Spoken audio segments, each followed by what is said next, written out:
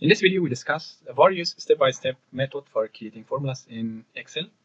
And the step for creating or using a formula differ for each Excel function, as each function requires different arguments. However, the basic concept remains the same. Before we discuss the method for creating a formula, let us briefly understand what is an Excel formula. An Excel formula is nothing but an introductory statement consisting of one or more operand and operators. The formula in Excel helps us specify relationship between values recorded within the cells in the worksheet, perform mathematical calculation on the recorded value, and retrieve the desired result in a resultant cell. One essential point to note while using the formula in Excel is that we must always start with an equal sign. Now consider these three values. If you want to total these values, we write equal sign. The equal sign is important. Then I select this one plus this one plus this one and enter. It will give us the total of this one. If I don't give the equal sign, it will consider the text as a simple text. Let's remove the equal sign.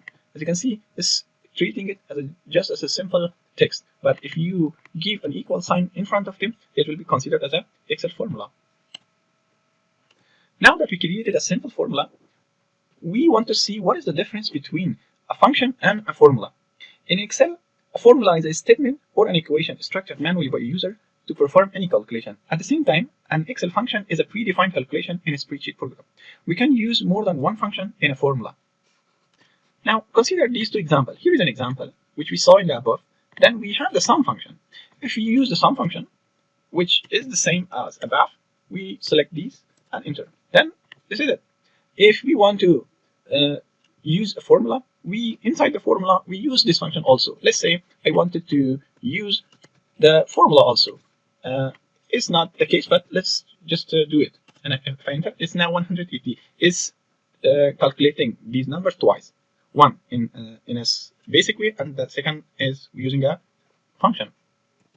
When creating formulas, there are several methods to do that in Excel. We discussed the most common method, and we can use constant operators and other signs that have a meaning in formulas. When creating formulas in Excel, constants or numbers, dates, and or text values involved within the formula. In addition, the operators or any sign, symbol, or character that refer to an action or an operation to be performed. The most common arithmetic operations include addition, subtraction, multiplication, division, exponentiation, modulus operations. Let's create a basic example with constant. For example, I write here equal, then I write 20, 30, and then write 20,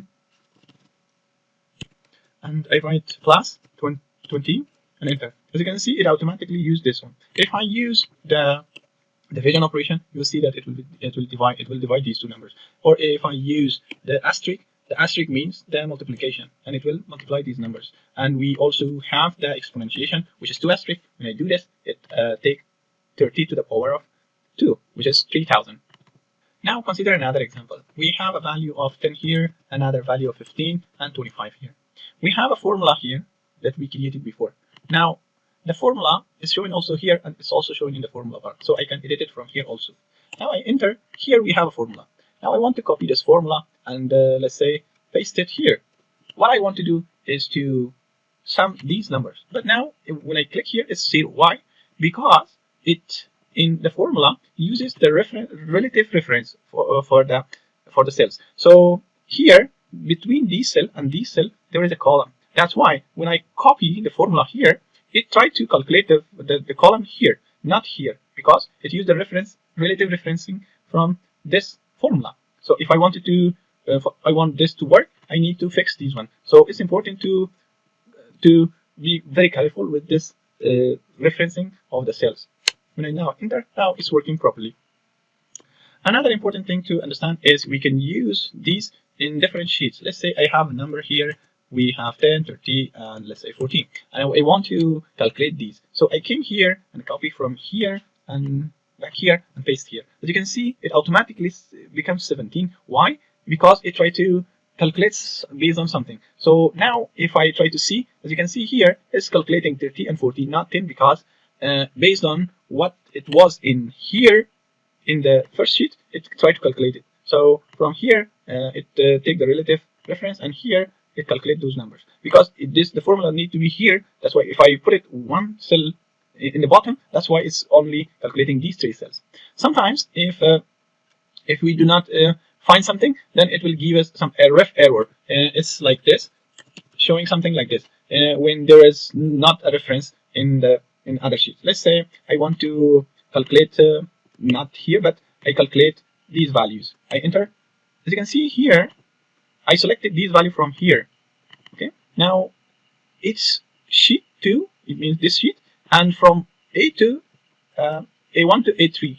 If something happens, then it will give an error. Like right now, it's giving error, the value error. But if there is no such thing there, it will give a reference error here. So now fix this one. So I use here a function sum and give this address, and now it's working. Now let's say we are giving this address, but there's a problem. If I give it sheet 4 because it doesn't exist, then it will give us an error to us. See the ref errors, because the reference we are using does not exist, because we do not have sheet 4 here. That's why it's giving this error.